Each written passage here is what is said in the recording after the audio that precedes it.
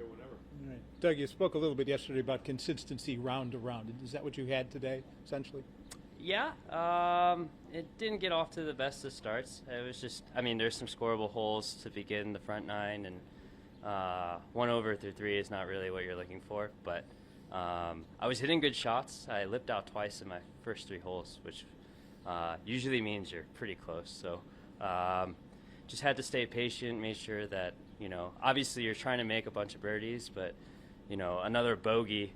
Any bogeys out here is detrimental because the scoring is so good. So, yeah, I did well to just kind of hang around, and then the birdies started to fall, and yeah, we were here for 4 under. There's always those scoreable stretch in the back nine, so you're just trying to stay patient, and a couple of putts fell, and hopefully I make a couple more putts tomorrow. But given the fact that I didn't think I putted my best, I'm still right there. Yeah, I know you wanted putts on 15 and 17 to fall, and they didn't, but you made a nice one on at the last year. Yep. Much family here this week, and would that be nice to see more folks out here? Yeah. Finally, that you're playing in front of people? I've talked to them a little bit. They're going to try to make it to the weekend, but I'll definitely have a couple of friends and family over the weekend. And, yeah, just we'll see where we go from there. But, yeah, I know they're really excited right now. Your dad made such a big splash as your caddy as an amateur. I remember at the Western Am and so forth.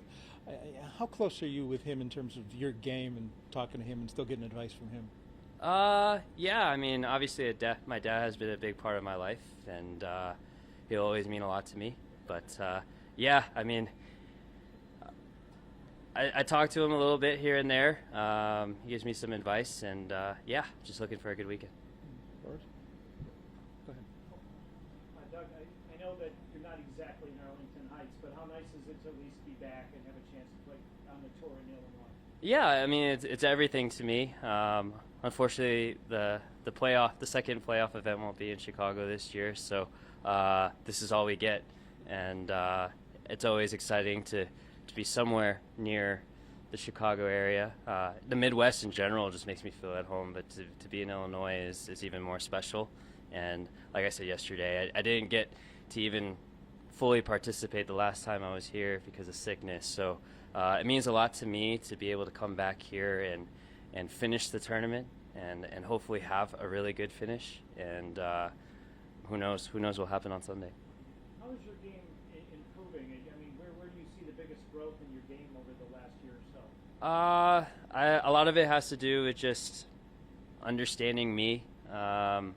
I feel like I've made great strides throughout everything, but I just feel like I've gotten to understand that everybody's super good out here, and the ones that seem to be the best are the ones that know themselves the best. So just trying to understand what works for me, what I need to do to get better. It doesn't necessarily mean I need to emulate anyone.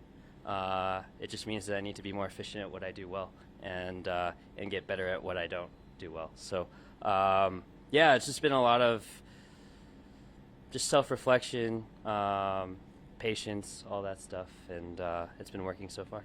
A lot of players approach the time off or less tournaments during the pandemic in different ways. How did you do it to stay sharp and be ready for when the tour sort of fired up again? Yeah, it was great for me, honestly. I mean, not to be insensitive to everyone affected by the pandemic, but it couldn't have come at a better time as far as how my season was going.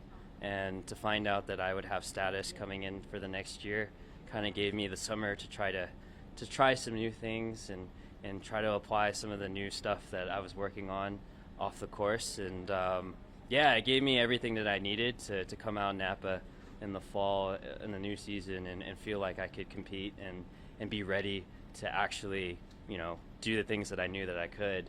And so yeah, I just spent a lot of time again self-reflecting and trying to figure out what I needed to do better and what I was already doing well and give myself credit for that. And it was great when I came back out.